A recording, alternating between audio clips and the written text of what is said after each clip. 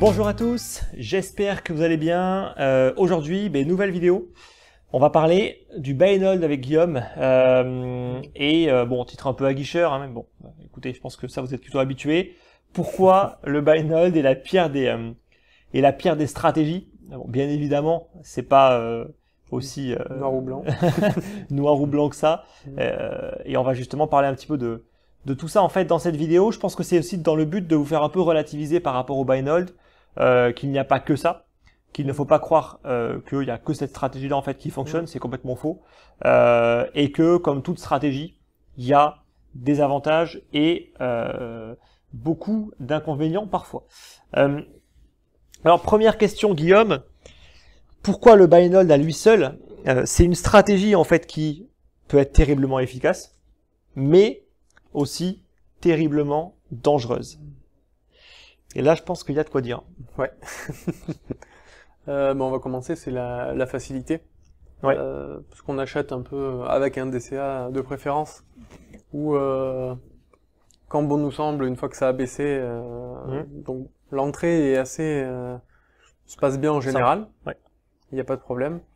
La problématique, ça va être plutôt en fait, une fois que c'est monté, en fait, qu'est-ce qu'on fait?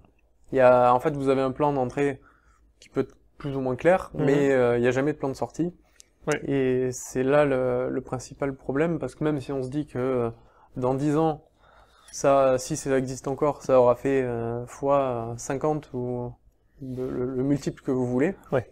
Et on se dit que c'est bon, ça va bien se passer entre temps. C'est là-dessus qu'on se trompe. Ouais, parce que le chemin va être tout sauf simple. Et il va falloir passer par une sacrée volatilité qui va être assez complexe, mais je pense que de toute façon, le premier du problème, c'est que c'est très facile pour investir effectivement, mais investir, ça sous-entend arriver à un moment ou à un autre de prendre des profits. Et là, c'est beaucoup plus compliqué parce que si on applique une simple stratégie buy and hold, dans la stratégie, en fait, il n'y a à aucun moment c'est dans le nom. Il y a juste l'action d'acheter, effectivement. Il n'y a pas l'action de vendre. Et pourtant, malheureusement, c'est une action qui est, je pense, primordiale aujourd'hui, si on veut être capable de tenir en fait dans ce marché. Aussi, autre facteur important, c'est que buy and hold, ok, très bien, mais sur quoi? Uniquement sur les bons actifs. Et là, tout de suite, ça devient beaucoup plus compliqué, je pense. Après, ça réduit la liste, donc c'est plus simple pour choisir. Mais parce que tu vois, le buy and hold, c'est vrai que sur du Bitcoin, allez, pourquoi pas. Mais quand tu vas faire ça sur du Shiba, sur du Neo, sur n'importe quel projet vieux ou récent, t'as plus de chances en fait de juste rien faire, de juste perdre ton temps, perdre ton argent, qu'autre chose, quoi. Tu vois. Donc et on sait que c'est pas facile en plus de choisir vraiment les bons projets, quoi. Ensuite, le principal facteur les facteurs en tout cas qui vont poser problème, c'est les biais psychologiques. Et on sait que la volatilité, ça les amplifie. Ouais. Le problème, c'est que vu qu'on vend pas, au final, une fois que le marché va monter, donc c'est génial, on va gagner de l'argent. Parfait, on est investi à fond. Le problème, c'est que peut-être qu'avant, on était à 5%, 20% dans les cryptos ou 30%. Et que maintenant, on est à 100% où on est très très très exposé aux cryptos. Et le problème, c'est que quand ça va faire moins 30% ou moins 50%, c'est plus notre somme initiale qui varie de moitié, c'est des sommes le patrimoine qui peuvent être importantes, ou tout notre patrimoine. Et c'est là qu'on va commencer à faire des erreurs ou à être pas bien, et ça peut vite devenir... Ouais, c'est l'ascenseur émotionnel, quoi, grosso modo. Pour moi, en tout cas, c'est comme ça que je le vois. Ouais, et surtout, ça peut durer, si vous mangez un marché baissier qui dure 1 à 2 ans, vous allez, mentalement, ça va être très compliqué. Si en plus, dans votre vie perso, il y a des trucs en plus négatifs, bon là, c'est la fin. C'est le cocktail gagnant, quoi. Ouais, clairement. Donc il faut pas surestimer un capital que vous avez jamais eu. Vous pouvez pas savoir comment vous allez réagir à moins de 30, à la volatilité, quoi. Vous pouvez savoir que ce que vous avez déjà vécu avant, mais voilà. Clairement. Il y a ce gros problème-là, c'est que le buy and hold, tout le monde est content en fait d'être dessus quand ça monte. En phase de bull market, tous les mecs qui font du hold, ils sont tout le temps là en train de se moquer en fait des mecs qui font du trading ou de la gestion active, qui vont dire moi je commence à prendre des profits, moi je réduis mon risque. Ils vont être là en train de rigoler et puis dire ah tiens regarde le Bitcoin a encore monté. Alors oui c'est plaisant d'une certaine manière et nous on l'a vécu je pense de voir le Bitcoin prendre 10% et de savoir que nous on prend 10% parce qu'on est exposé à fond tu vois. Sauf que ça marche dans les deux sens. Ouais. Et quand le BTC se prend à moins 20% en 24 heures, votre capital se prend moins 20%. Ouais. Et quand ça tombe à moins 50, moins 80, si on parle des alts, enfin, c'est vraiment l'ascenseur émotionnel, quoi. Donc, si on met pas beaucoup et que le capital est pas important, j'ai envie de dire que c'est pas grave. Ouais. Mais dès que ça commence à prendre de la valeur, c'est beaucoup moins évident. Moi, je sais qu'aujourd'hui, par exemple, le buy and hold, je serais pas capable de le tenir sans faire d'erreur psychologique avec s'il mettait tout le capital ou même la moitié. Ou il faudrait que ça reste des montants vraiment avec lesquels je sais que ça peut faire moins 50 plus 50 et que ça n'empêche pas de dormir. Quoi. Moi, le buy and hold, je le fais uniquement sur des. Enfin, franchement, je dirais sur même pas 5% du capital aujourd'hui. Même avant, j'avais un peu plus de buy and hold, mais maintenant je l'ai modifié justement en une stratégie qui est pas purement sur du buy and hold avec une part de gestion active, tu vois. Parce que c'est quand même con. Quand tu as les signaux baissiers, que tu sais que tu es sur la fin d'un cycle et tout, de se dire je reste exposé à fond, tu vois. C'est un peu con. Enfin, moi en tout cas aujourd'hui, avec mon expérience et mon recul, je trouve ça un peu con, tu vois. Moi je trouve que c'est aussi se mettre en position de faiblesse quand il va vraiment y avoir une phase de capitulation ou le désespoir total. Si vous êtes resté exposé jusqu'à ce moment-là, vous vous mettez vraiment en position de faiblesse, alors que si vous avez vendu 70% ou tout, pas au plus haut, parce que personne ne vend les plus hauts, mais avant cette phase de capitulation, quand vous arrivez à ce moment-là où c'est la panique, votre capital, ou il était plus investi ou très peu, donc vous arrivez, vous êtes frais pour repartir. Quoi. Exact.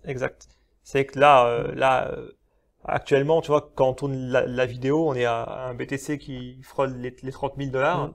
Il y a ceux qui font du buy and hold, qui sont en PLS total, qui sont en train de limite prier pour que le Bitcoin n'aille pas plus bas. Et tu as des personnes, effectivement comme nous, qui avons appris au fil du temps, qui avons beaucoup en fait de liquidité aujourd'hui, et on a une sérénité en fait de se dire, en réalité, si on va plus bas, limite tant mieux. On va pouvoir aller recharger encore plus en termes de quantité de crypto. Et si c'est pas le cas, c'est pas grave, tu vois.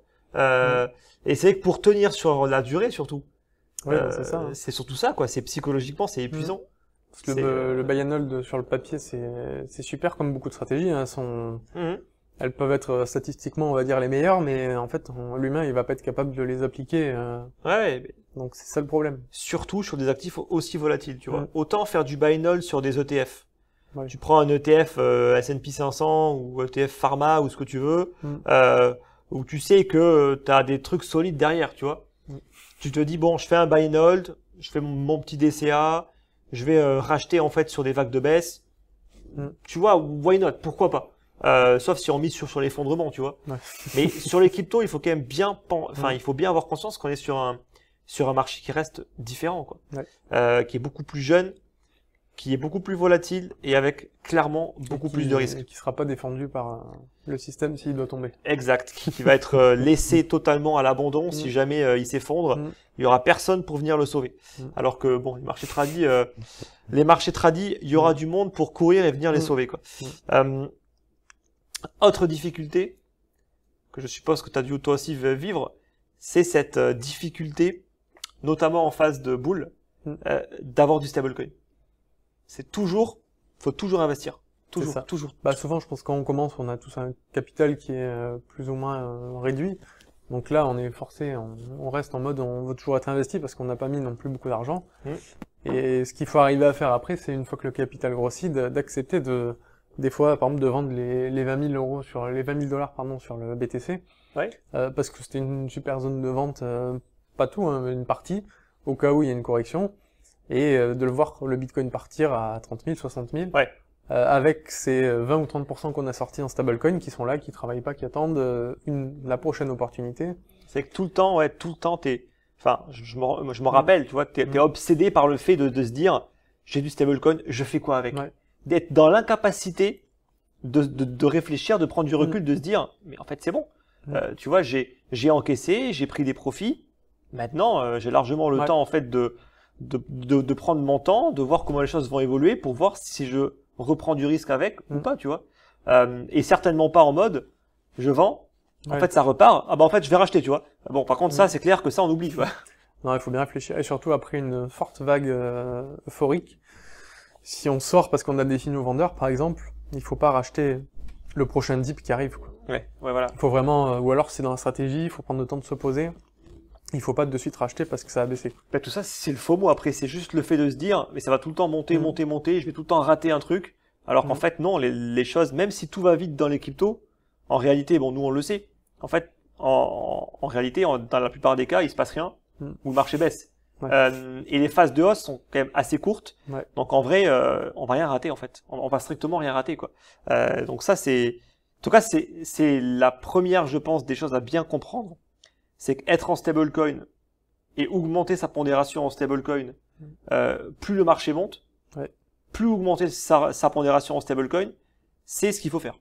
Et pourtant, c'est ce que la plupart des gens ne font pas. C'est le plus dur à faire, quoi. C'est l'inverse, quoi. C'est plus ça monte, plus tu veux investir. Alors que vraiment, il faut faire l'inverse, tu vois. Donc, n'ayez pas peur d'être en stablecoin, de rester en stablecoin.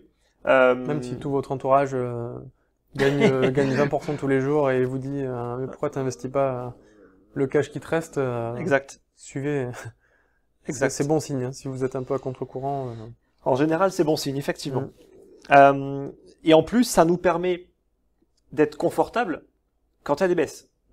Parce que le fait d'avoir du cash, ça nous permet en fait d'avoir des cartouches qu'on peut utiliser en fait quand il y a des corrections, voire des cracks. Et très souvent, bah, tu vois, quand tu fais que acheter, t'as une correction, bah, tu sors les fesses. Au pire, tu paniques et tu vends. Alors que celui qui est serein, qui a déjà encaissé, il va moins prendre la baisse. Et quand ça baisse, il peut se dire, c'est bon, là on s'est pris un -20, on est sur une zone de support intéressante. Ok, là je vais reprendre du risque. Et là c'est cohérent en fait. Mais pas l'inverse, quoi. Ouais, clairement.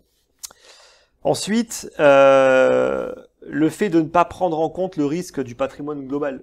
Ça aussi, je pense que ça, c'est un problème. On l'a beaucoup en France aussi, vu qu'on sort rarement nos cryptos pour des problèmes d'imposition ou de complexité, ou pour optimiser son patrimoine. Et le problème, c'est que on va rester dans l'écosystème crypto et souvent encore plus investi dans les cryptos, hein, pas juste en stablecoin. Et vous allez vite vous retrouver avec 50%, 60% ou voire 100% de votre patrimoine en crypto. Et là, si vous faites du buy and hold, vous allez voir des sommes qui représentent des voitures, des maisons, ou tout ce que vous pouvez voir dans la vraie vie et vivre avec des variations de patrimoine aussi importantes.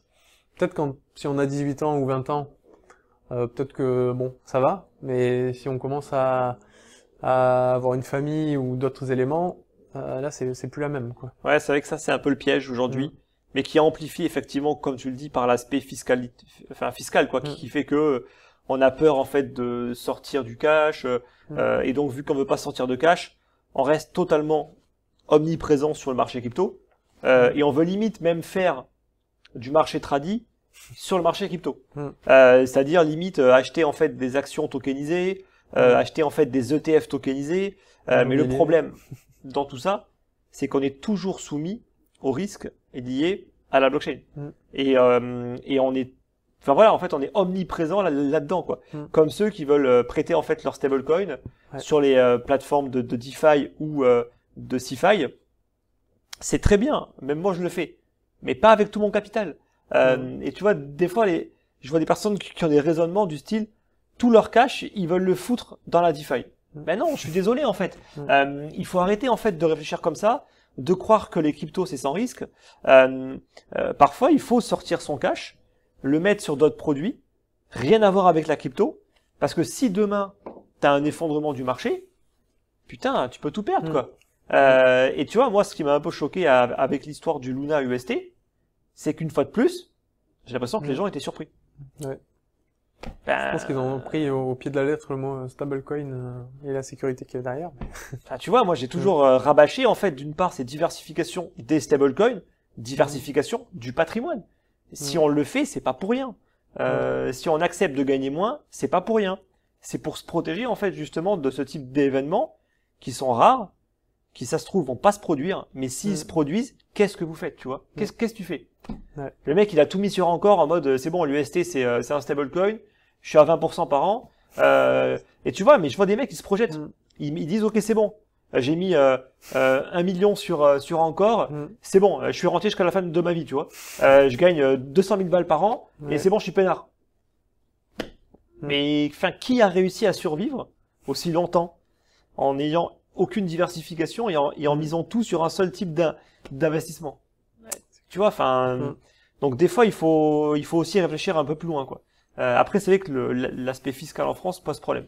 Il aide pas, quoi. Il aide pas parce que c'est sûr qu'on prend 30% direct dès que tu veux cash out de la plus-value, mais bon, j'ai envie de dire, arrivé à un moment, voilà, il y a un risque lié aux cryptos.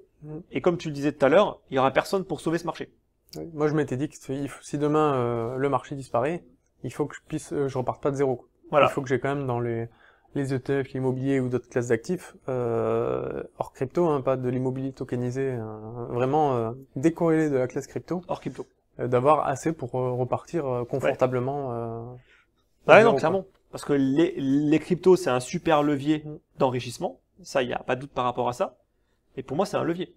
Après, c'est pour réinvestir, IMO, marché traditionnel, actions, tu prends des ETF. Même si ça te fait chier en fait de laisser en fait dormir du cash, il faut juste attendre que les taux remontent encore un petit peu et puis après tu peux te remettre sur le marché obligataire. Enfin, il y a toute une gamme de produits aujourd'hui, ils sont pas là pour rien, tu vois. Du gold, etc. Tu vois, mais voilà, ceux qui sont uniquement crypto, qui ont tout leur patrimoine qui dépend de la crypto. Ça marche jamais bien sur le moyen long terme. Et il suffit d'une loi qui vient tout réguler sur les stablecoins, comme là on le voit en Europe. Il suffit d'une chose pour créer une panique dans un écosystème et qui est aussi fragile que celui en fait de la blockchain et des cryptos, quoi.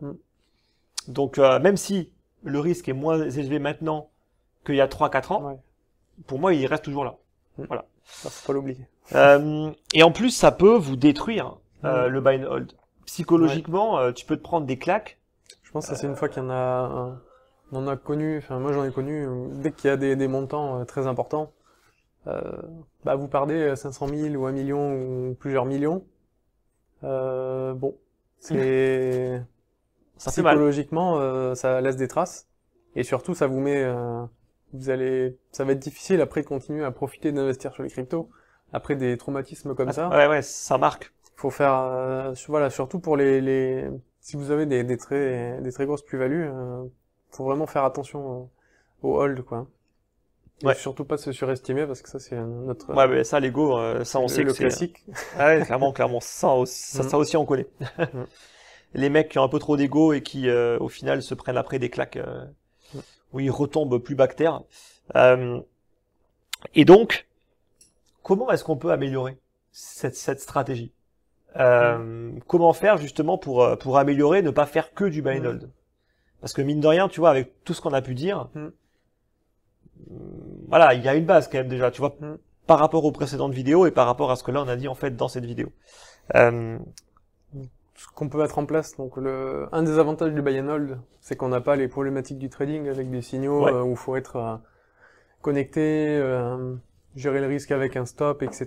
Donc ça c'est le trading. Et dans le buy and hold, on peut juste en fait gérer son exposition en plusieurs paliers, que ça soit uniquement sur le Bitcoin ou à travers des indices comme le jouer comme un ETF par exemple, mais où on vient pondérer notre exposition au stablecoin. Donc comme on disait, plus ça monte, plus on va s'exposer au stablecoin, donc réduire le risque côté crypto. Et inversement, au plus ça baisse, au plus on est dans des zones de capitulation, au plus finalement on va vendre nos stablecoins pour des cryptos et s'exposer. Donc voilà, c'est l'entre-deux, on va dire, et qui permet quand même de profiter des quelques avantages du hold sans les inconvénients qui, comme on l'a cité, les nombreux inconvénients, clairement.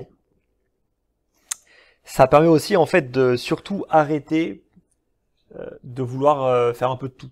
C'est-à-dire que quand on fait du buy and hold et qu'on se prend des claques, tout de suite c'est le réflexe. En fait, maintenant je vais faire du trading. Ouais. Je vais faire du trading, je supporte plus en fait de me prendre des claques. Donc on se lance en trading. En mode le trading c'est facile, il suffit juste en fait de chercher un triangle ou une tasse séance et basta. J'achète le breakout et c'est bon, c'est gagné, tu vois. Sauf que ce qu'on oublie souvent, c'est que le trading, ça demande des années et même plusieurs années en fait d'expérience, de pratique pour être capable d'être autonome, d'être rentable et de pouvoir gérer un capital important et constant, effectivement. Donc, d'un côté, on a le buy and hold, où en vrai, n'importe quel débutant peut le faire de manière extrêmement simple avec un DCA classique. Mais de l'autre, le trading, c'est une toute autre histoire, tu vois. Donc malheureusement, voilà, à chaque fois, on essaye toujours de faire voilà du market timing, buy the dip, tout ce que tu veux. Et en fait, tout ça en général, ça marche pas. Voilà. Le problème, c'est que souvent après, ça va être le vrai point bas qu'on saura pas sur le moment, bien sûr. Et on va le louper parce que on n'a pas vu le signal, ou alors on se fait sortir parce qu'on a des stops trop proches, ou tout ce qu'il y a dans le trading quand on débute ou on apprend. Et finalement, on loupe les meilleurs moments pour investir et on va récupérer des miettes alors qu'il fallait faire l'inverse, quoi. C'était limite, si on voulait vraiment faire ça, c'est faire du hold au début du cycle et faire du trading entre guillemets sur plutôt la fin, quoi. Mais c'est vrai que le gros du problème, mine de rien, c'est que quand tu fais du trading, tu apprends toute la partie psychologique. Parce qu'en fait, tu sais que c'est un point qui est déterminant. Le problème, c'est que quand tu fais de l'investissement et du buy and hold, en général, ça c'est un truc que tu n'apprends pas. Et que tu vas apprendre en fait dans le pire des cas où tu vas te prendre des énormes claques. Au moins en trading, tu vois, tu te prends des pertes. Normalement, elles sont contrôlées. Tu les connais à l'avance. Tu sais ce que tu vas perdre, etc. Le problème du buy and hold, c'est qu'en fait, on peut perdre énormément. Il n'y a aucune limite, quoi. Tu vois, limite. Donc psychologiquement, en fait, le problème, c'est que, tu vois, ce que tu as expliqué, le fait d'avoir une sorte de pondération en stablecoin dans son portefeuille, d'avoir une jauge du risque, en fait, grosso modo, plus le risque est élevé, donc plus le marché monte, et pas l'inverse, et plus il faudrait encaisser, réduire son risque, justement, en augmentant la pondération en stablecoin. C'est totalement contre-intuitif. Et psychologiquement, c'est pas facile de faire en tout cas ce genre de choses, tu vois. Tout comme augmenter la pondération en stablecoin quand le marché est en train de se faire défoncer.